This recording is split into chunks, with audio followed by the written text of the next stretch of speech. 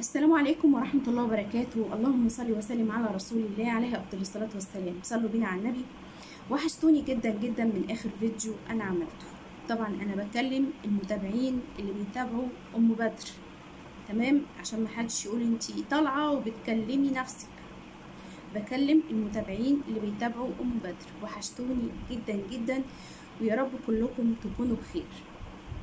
جايه لكم النهارده بموضوع يعني عايزه اقول لكم هو خاص برضا النفس. يعني ايه؟ مش جايه لكم بترند، ولا جايه لكم بتكلم على حد معين بيتكلم عن حاجه معينه وطالع فيها واو ترند يعني، وصفحات الفيسبوك بتتكلم عنه، ولا الكلام ده خالص. انا من الفتره اللي فاتت، من كتر الحاجات والجرايم والحاجات البشعة اللي الواحد بيشوفها على مواقع التواصل الاجتماعي، ما بقيتش عارفة اتكلم عن ايه ولا ايه ولا ايه. وهل انا لو طلعت اتكلمت هبقى كده اكون انا بتاجر بموت فلانة عشان اتقتلت على ايد علان، وبتاجر بموت مش عارف مين؟ يعني بحس ان لا، فخليكي في نفسك احسن. ابتديت اعمل فيديوهات شورتس وحاجات كده، الحمد لله ولله الحمد. دخل متابعين جداد للقناة، ودخل مشاهدات جميلة جدا. لأول مرة تدخلي المشاهدات للقناة بهذا الكم، والحمد لله الحمد لله الحمد لله. آخر فيديو شورتس أنا عملته، فأنا عملت إيه؟ شوية رز. عارفين الرز الأبيض؟ الرز الأبيض المصري. فاتغسل، حمرته بشوية زيت، فاتفرد على منديل عشان يصفي الزيت. فبتبقى عاملة زي المقرمشات. ترش عليه بقى توابل، ملح، بهارات، او في طعوم بقى، طعم جبنة وطعم الحاجات اللي انتوا فاهمينها دي بتاعت الطعوم، وبتاكليها كده زي المقرمشات. فاتفاجئت ان في تعليق، معرفش يعني، الحمد لله متابعين شورتس من جميع البلاد. انا هوريكم متابعين شورتس على الصفحة دلوقتي، يعني من لبنان، من الجزائر، من السعودية، من العراق، من فلسطين، مش عارف من كل حتة. فمعرفش هي لغتها ايه، فهي كاتبة بالفرنكو اوروب، يعني معناها يع او حاجة زي كده. فانا بصراحة عاملة زي ما يكون ايه، اول ما شفت التعليق حسيت ان ايه، بشوف حاجة بالانجليزي وانا مش فاهمة الكلمة دي ايه. فادخل بقى على الديكشنري، القاموس بقى كده وايه، وعايزة اشوف الكلمة دي معناها ايه. ففهمت انها يعني يع. افتكرت فيديو شفته لواحدة مشهورة على الفيسبوك، وكنت لسه شايفاه امبارح. والله العظيم الست دي يعني انا عايزه اقول لكم ان انا كأم بدر انا ممكن انتقدها بسبب لبسها المكشوف وهي واقفه في المطبخ، وده شيء غير لائق لواحده سيده مصريه بتعمل اكل. دي حاجه انا ممكن انتقدها بسبب طبعا انا لو اتكلمت عنها انتوا هتعرفوها، المصريين، معرفش الناس التانية لا تعرفها ولا لا. بتحط مصفى بلاستيك في وشها، من قفاها ومن وشها مصفى بلاستيك، ومكممه وشها بالمصفى البلاستيك. فهي دي الست. هي بقى محتواها ايه؟ محتواها انها بتقعد بتعمل اكل في المطبخ بطريقه معينه. شفت الفيديو بتاعها وايه يعني، واول مره اشوف يعني افضل معاها للاخر. الست راحت للفرارجي وقالت له انا معيش فراخ، معيش فلوس معلش اجيب فراخ، فانا في عرضك هاتلي، زي ما هي بتقول في الفيديو يعني، اديني اي حاجه من عندك يعني، وانا معيش فلوس. عارفين الجناحه بتاعت الفرخه؟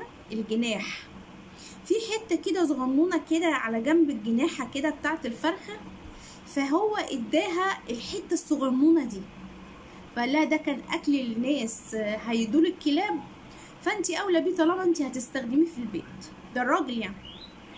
فجابت كل الطبخه كلها، الجناح البتاعه الصغنونه دي اللي هي في الجناح، انا عن نفسي بنقطعها وبنعملها للكلب الصغنن اللي عندي، وانا عامله منه فيديوهات شورتس كتير. فانا فضلت معاها للاخر. هي دي بتتاكل والنبي يا اختي انا برميها والله، بس فضلت معاها للاخر. حطت بصل وحطت طماطم وحطت وحاجات كتير وسلقتها، وبعد ما سلقتها اخدتها حمرتها وانا فضلت اتفرج. المهم بقى مش بحكي لكم بقى على طريقه ام علي، يعني بحكي لكم على التعليقات. التعليقات كلها ايه؟ كاتك القرف، الله يقرفك، انت ست مقرفه، انت ست مش عارفه ايه. طب انتوا بتشاهدوها ليه؟ بتتابعوها ليه من البدايه؟ واحده عندها قناعه نفس انها تروح تجيب الحاجه دي وتعملها وتتاكل، بغض النظر عن لبسها، بغض النظر عن الطريقه اللي هي واقفه بيها، بغض النظر عن الفاظها اللي بتقولها في داخل الفيديو. هي عندها قناعه نفس على الحاجه اللي هي جايباها وهتاكلها وتاكل عيالها، وهي بطنهم اتملت وحمدوا ربنا وخلصت. انتوا مين بقى علشان تطلعوا تقولوا لها كاتك القرف؟ انتوا مين علشان تقرفوها في النعمه بتاعت ربنا اللي هي من جواها رضيت بيها وكلتها؟ طيب احنا عندنا في مصر الناس اللي ابتدت تجيب رجول فراخ وتعملها في البيت، ده بيتبصلها حرفيا انها شحاته وجايه تشحت من بتاع الفراخ عشان عايزه رجول فراخ تعملها في بيتها. وبرغم كده ان في الصين رجول الفراخ هي اغلى وجبه عندهم. يعني الصين رجول الفراخ اغلى وجبه عندهم، واحنا لما نيجي ناكلها في بلدنا نبقى عاملين زي الشحاتين ومش عاملين مستخبيين كده لحسن حد يجي يشوفنا، ولا حد ضيف يجي يدخل يشوف احنا بناكل ايه فيعرف ان احنا بناكل رجول فراخ، يعرف ان احنا غلابه وشحاتين ومش عارفين ناكل ومش عارفه ايه، ويبقى هممنا رأي الناس اللي داخله بيتنا او اللي بتشوفنا بنشتري الحاجه وهم يبصولنا بطريقه غير طبيعيه. الناس دي شاذة عن الطبيعه. انتوا مش عايشين في البلد؟ مش عارفين الاسعار عامله ازاي؟ في ناس حرفيا مش عارفه تاكل. اجدع راجل يعني انا مش هقول لكم بقى اللي بيدخل بيته بقى لحمه وفراخ ومشروبات واكل ورز، فاهميني؟ انه ياكل بس بيته عيش حاف، يكفيهم عيش حاف.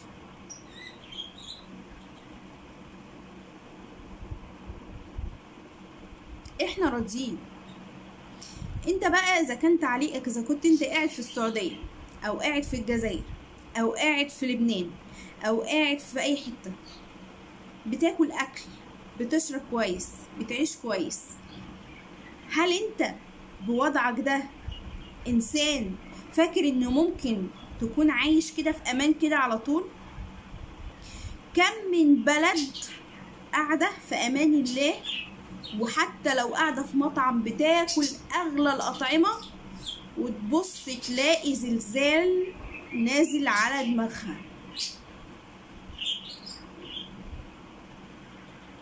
كم من شخص قاعد في بيته وفي افخم البيوت والبيوت تقع على دماغها.